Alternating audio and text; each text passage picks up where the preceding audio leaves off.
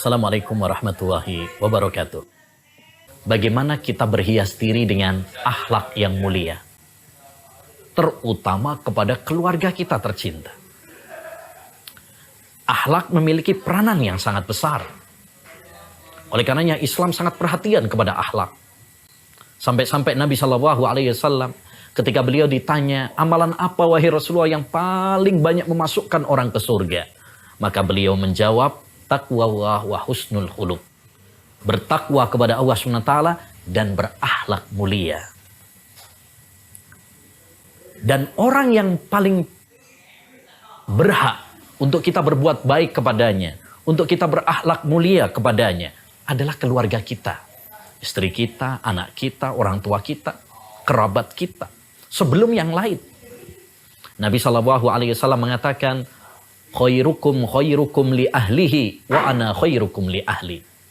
Sebaik-baik kalian adalah yang paling baik sama keluarganya. Dan saya adalah yang paling baik sama keluarga saya. Dan salah satu kiat untuk kita berakhlak baik, meniru akhlaknya Rasulullah SAW. Makanya beliau mengatakan, dan saya adalah orang yang paling baik akhlaknya kepada keluarga saya. Bagaimana tidak? Rasulullah SAW dipuji akhlaknya oleh Allah Subhanahu wa taala. Ya, wa innaka la'ala khuluqin adzim. Sesungguhnya engkau wahai Muhammad memiliki akhlak yang mulia. Ya, beliau adalah suri tauladan kita dalam segalanya.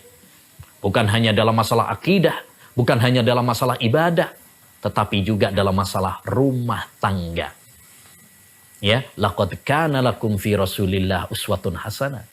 Sungguh Rasulullah adalah suri tauladan yang baik bagi kalian. Beliau manggil Aisyah, ya Humairah. Wahai wanita yang cantik jelita. Lihat bagaimana Rasulullah SAW pandai menyenangkan istrinya. Dia panggil dengan panggilan, ya sayang, cinta. Bukan dengan panggilan-panggilan yang melukai perasaan. Ya. Yang kedua juga Rasulullah SAW disebutkan dalam hadis Aisyah juga. Apabila beliau mau keluar rumah, mau ke masjid, ya, beliau cium dulu istrinya. Ya. Maka ini juga salah satu contoh bagaimana sayangnya Rasulullah, romantisnya Rasulullah SAW. Ya. Disebutkan juga Rasulullah SAW pernah beliau makan dan minum itu dari ya bekas beliau menaruh bibirnya di mulut atau di bibir tempat Aisyah radhiyallahu anhu makan dan minum. Ya. Padahal beliau saat itu sedang haid. Tapi Rasulullah SAW tidak merasa jijik. Ya. Bahkan Rasulullah menunjukkan bagaimana kecintaannya, romantisnya kepada istrinya walaupun sedang haid. Rasulullah SAW, ya, beliau pernah mengusap air mata Sofia, menghibur. Begitu juga seorang suami. Kalau istrinya lagi ya galau, apalagi kalau misalkan lagi sakit atau misalkan lagi datang bulan gitu ya. Hendaknya bagi kita untuk hadir bisa menggembirakan dia, menyenangkan dia, ya, menghibur dia. Ya. Karena itu bisa menyenangkan hati istri, menenangkan dia. Karena bagaimanapun seorang wanita juga butuh perhatian, butuh cinta dan kasih sayang, ya, dari suaminya. Juga beliau pernah balapan lari sama istrinya.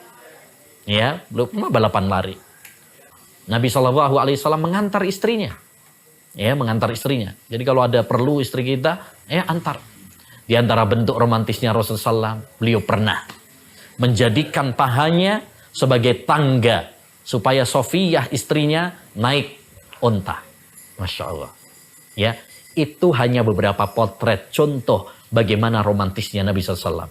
Mudah-mudahan kita semuanya diberi anugerah oleh Allah akhlak yang mulia, ya, diberi keromantisan, ya, kasih sayang, perhatian kepada pasangan kita.